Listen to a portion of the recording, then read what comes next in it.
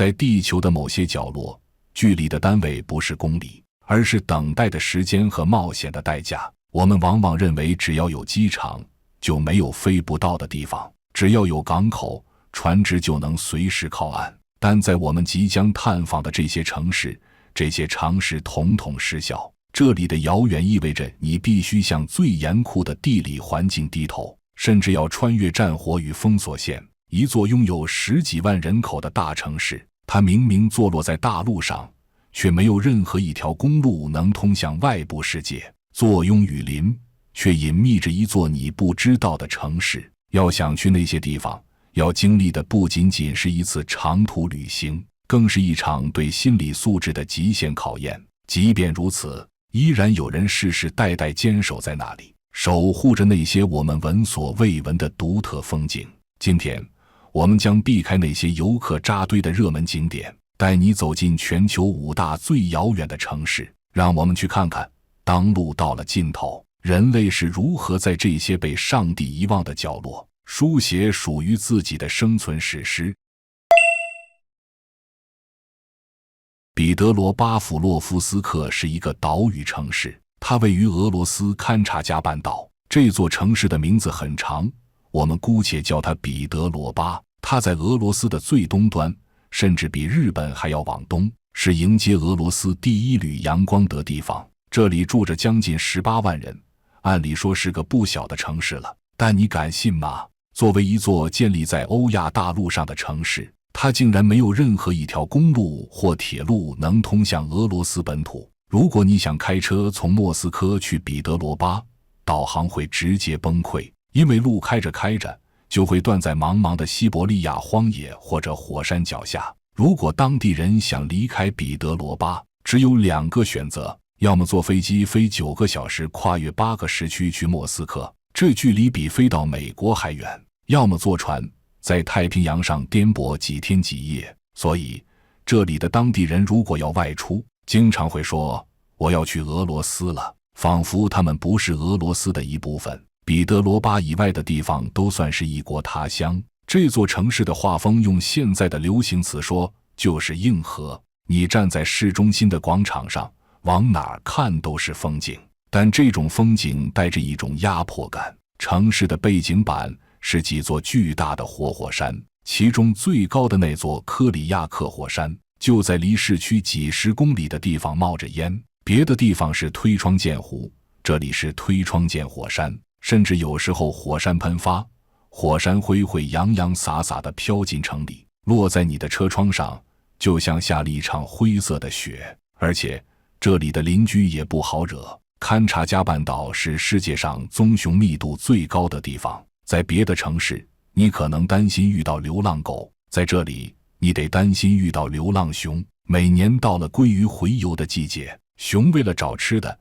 经常会溜达到城市边缘，甚至大摇大摆地走进城郊墓地或者垃圾场里去。但这座城市最神秘的地方还在于它的过去。在苏联时期，这里是绝密的军事禁区，地图上甚至都不标注它的名字。为什么？因为这里是苏联核潜艇的基地。阿瓦查湾的深水良港可以让潜艇神不知鬼不觉地潜入太平洋，直接威胁美国西海岸。直到今天，当你站在海边，看着那些锈迹斑斑的码头和远处的军舰，依然能感受到那种冷战时期遗留下来的肃杀气氛。虽然物价奇高，买个西红柿都要算着钱花，虽然出门没路，还得防着熊和火山，但彼得罗巴人却有着一种迷之自豪。他们守着地球上最壮丽的火山群，吃着脸盆那么大的帝王蟹，过着一种我们无法理解的狂野而孤独的生活。这里就是被陆地遗忘的孤岛。彼得罗巴甫洛夫斯克是世界上第2大不能以公路到达的城市。你可能会问，那谁是第一？为了找到这个无法通过公路到达的城市之王，我们需要离开寒冷的俄罗斯，一头扎进地球上最湿热、最疯狂的绿色深渊——南美洲的亚马逊雨林。如果说前面的城市是因为海洋、冰雪、火山而被隔离，那么秘鲁的伊基托斯被隔离，则是因为充满生机的亚马逊雨林。伊基托斯这座城市住着整整46万人，这可不是个小城市，它是一个甚至有早晚高峰的超级大城市。当你打开卫星地图，你会感到一种窒息的恐惧。这座巨大的城市周围没有任何一条公路通向秘鲁首都利马，也没有路通向任何其他大城市。包围它的是绵延数千公里的密不透风的原始森林，以及那条宽阔浑浊的亚马逊河。它是吉尼斯世界纪录认证的世界上无法通过公路到达的最大城市。在这里，汽车仿佛是一种很多余的存在。虽然街上有汽车，也有摩托车，但它们永远只能在城里那几条有限的马路上打转。如果你想把车开出城，开不了多远，路就会断在茫茫林海里。所有的车都是通过船运进来的，一旦进来，这辈子基本就出不去了。想去伊基托斯，你只有2条路，要么坐飞机，要么坐船。来到伊基托斯，必须得去当地的菜市场逛逛，那里绝对是挑战人类感官极限的地方。你在菜市场几乎很少能看到正常卖瓜果蔬菜和鸡鸭鱼肉的，因为那里的摊位上摆着的是烤得焦黑的鳄鱼爪子、蝙蝠，是脸盆那么大的亚马孙河鱼，更别说各种非常型的保护动物了。最让人头皮发麻的是一种叫苏里的特产，那是像手指头一样粗的白色大肉虫子，当地人把它穿在签子上烤着吃，据说口感像奶油。但你看到边烤边蠕动的虫子还敢下嘴吗？甚至在市场的角落里，你还能看到所谓的巫师摊位，摊位上摆满着各种奇怪的草药和动物的骨头，还有传说中的致幻饮料死藤水。这里的人生病了，失恋了，或者只是单纯运气不好，比起去医院或心理诊所，他们更愿意来这里找萨满巫师喝一碗草药汤。最震撼的景象在贝伦区，这是一个建在水上的贫民窟，被称为亚马逊的威尼斯，但这里没有威尼斯的贡多拉船和浪漫氛围，这里有的是成千上万座摇摇欲坠的木屋，它们像踩高跷一样立在烂泥里。每年雨季一来，亚马孙河水暴涨，人们就淡定地搬到2楼，或者直接把家安在木筏上随着河水漂流。你的邻居今天在你左边，明天可能就飘到下游去了。在这里，陆地是暂时的，河流才是永恒的主人。伊基托斯就像是人类在绿色海洋中硬生生抢出来的一块地盘，虽然喧嚣混乱，但充满了野蛮的生命力。伊基托斯的雨林虽然难走，但至少那里充满了水汽和生命。而当我们跨越半个地球，来到澳大利亚的内陆深处，那里的偏僻是干燥、通红且荒诞的。在伊基托斯，你得防着水里的食人鱼，而在下一个地方，你得防着天上掉下来的鱼。你相信天上会下雨吗？对，你没听错，不是下雨，而是下鱼。你可能会说，这我也听说过啊，龙卷风常发生的海边湖边会有这种情况。但我们要说的这个下鱼的地方，不是在海边，也不是在湖边，而是在一片1年都不一定见得到几次下雨的沙漠中心。这个地方叫拉古马努，位于澳大利亚北部塔纳米沙漠的边缘。这里的偏僻是那种死寂的偏僻，离它最近的城镇凯瑟琳也有将近600公里的路程，而且这路还不是咱们那种柏油马路，是那种一跑起来红土满天飞，颠得你5脏6腑都要移位的土路。如果遇到雨季，这条唯一的烂路还会被洪水冲断，整个社区就会彻底失联。这里住着几百个当地话叫瓦尔皮里的原住民，他们的生活本来是非常平静枯燥的，每天面对的除了红沙子就是红石头。直到有一天，天上开始下雨，这不是编撰的，这是真事儿。最近一次发生在2023年，再往前是2010年、2004年，最早的记录甚至可以追溯到1974年。想象一下那个画面，你正顶着40度的高温在沙漠里走着，突然狂风大作，乌云压顶，你以为要下一场暴雨来解暑，结果噼里啪啦砸在你头上的，落在你脚边的，是一条条斑纹鲈鱼。这些鱼不是冷冻的，也不是死鱼干，它们落地的时候甚至还在扑腾。当地的居民回忆说，当时孩子们兴奋坏了，拿着瓶瓶罐罐在地上捡鱼，就像在捡上地洒下来的糖果。有些鱼个头还不小，甚至有2根手指那么长。但这事儿细想起来非常恐怖。你要知道，这里是沙漠深处，离最近的河流或大海有几百公里远。这些鱼是从哪儿来的？气象学家给出的解释是，这是一种极端的天气现象，强烈的上升气流或者龙卷风像吸尘器一样，在几百公里外的水域把鱼群连着水一起吸上了天。些鱼在几千米的高空做了一次免费跳楼机，然后被风暴云一路搬运，最后莫名其妙地被扔到了这个干燥的沙漠城市头顶。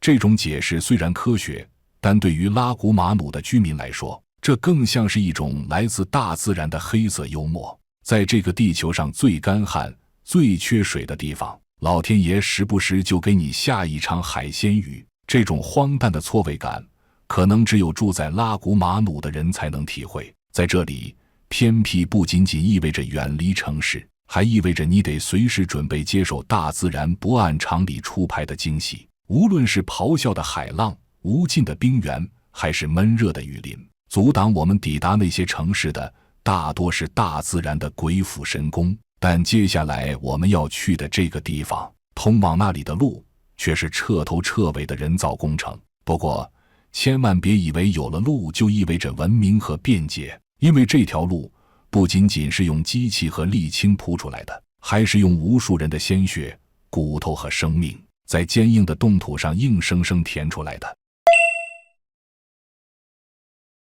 在俄罗斯的远东，冰冷的鄂霍次克海对面，孤独地坐落着一座城市马加丹。对于俄罗斯人来说，马加丹这个名字，这就好比是中国人心中的宁古塔，它代表着流放和苦难，代表着有去无回。打开地图，你会发现马加丹孤零零地挂在海边，它距离首都莫斯科有整整1万公里，这距离相当于从中国最北端跑到最南端，然后再跑个来回。它和俄罗斯那个不通公路的彼得罗巴城市不一样，马加丹有路，而且是一条非常著名的路。但正因为有了这条路，这里的偏僻才显得更加恐怖。这条路叫科雷马公路，全长2032公里，连接着马加丹和内陆的雅库茨克。它有一个更响亮、更让人胆寒的名字——尸骨之路。20世纪30年代，苏联在这里发现了巨大的金矿，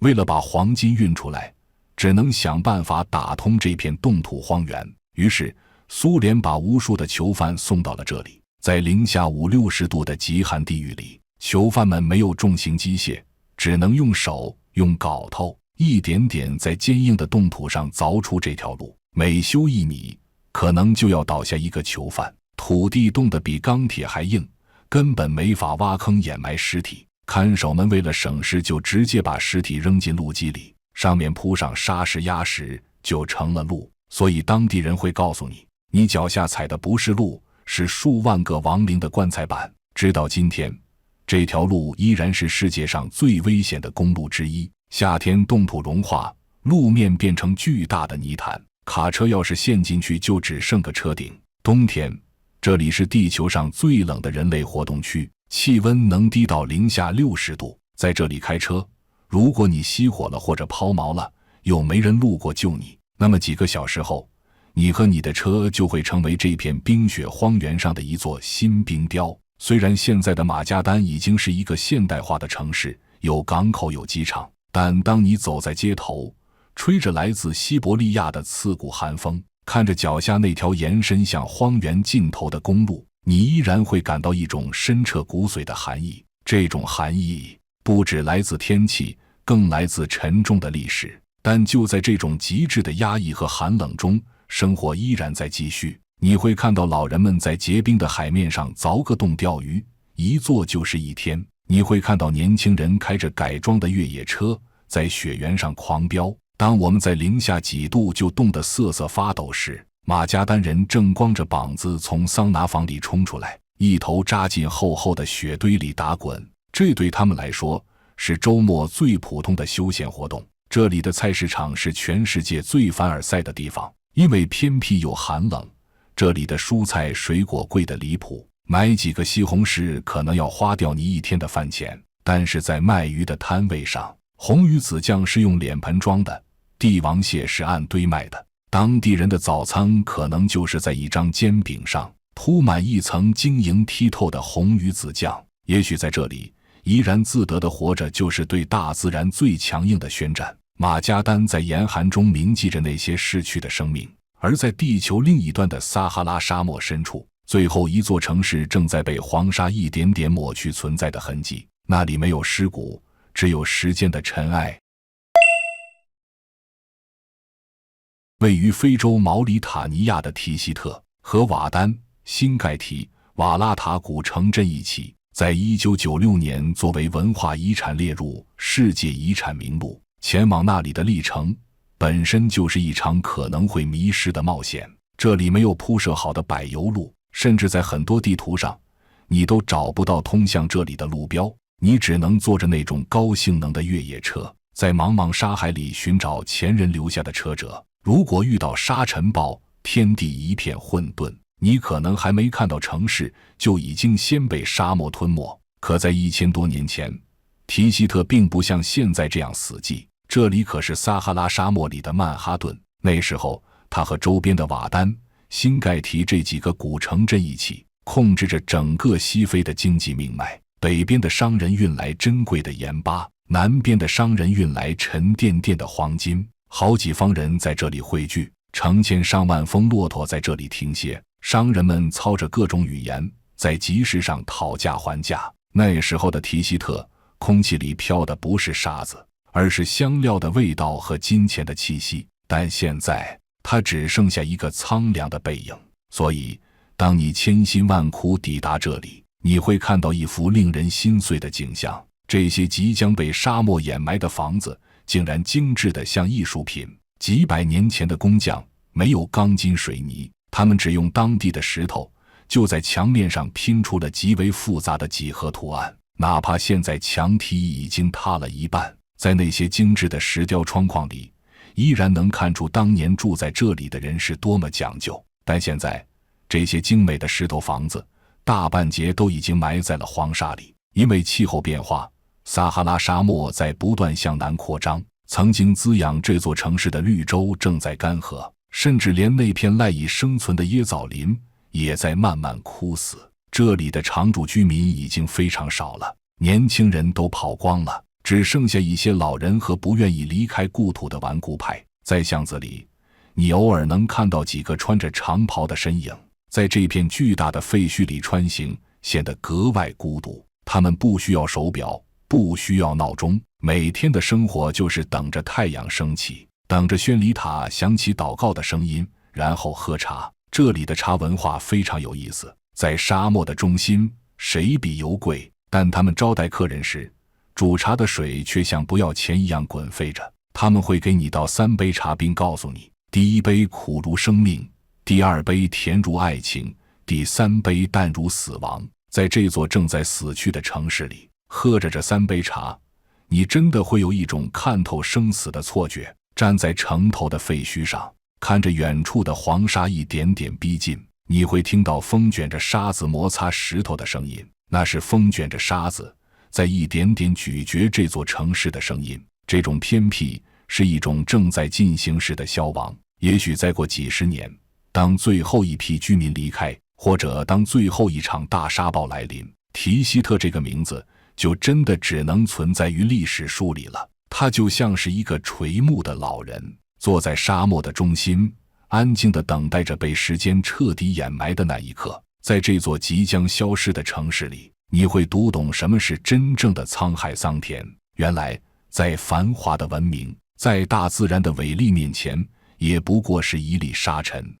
我们在勘察家的火山脚下与熊共舞，在亚马逊的绿色监狱里感受过混乱与狂野。我们惊叹于澳洲沙漠里那场荒诞的雨雨，也曾在那条铺满尸骨的冰雪公路上感受过历史最沉重的叹息。最后，我们站在撒哈拉的黄沙面前，看着曾经辉煌的石头城一点点回归尘土。在这个连外卖晚到10分钟都会让人焦虑的时代，为什么还有人愿意忍受这种极致的偏僻不便？为什么有人愿意守着火山，防着北极熊，甚至在沙漠里等着天降活鱼，也不愿意搬到所谓的文明世界来？或许答案并没有那么复杂。对于我们来说，这些地方是地图上的盲区，是偏僻的绝境，但对于生活在那里的10万、1万，甚至只有40个人来说，那里是他们世界上唯一的中心。长视频制作不易，欢迎点赞、转发、关注，我们下个视频更精彩。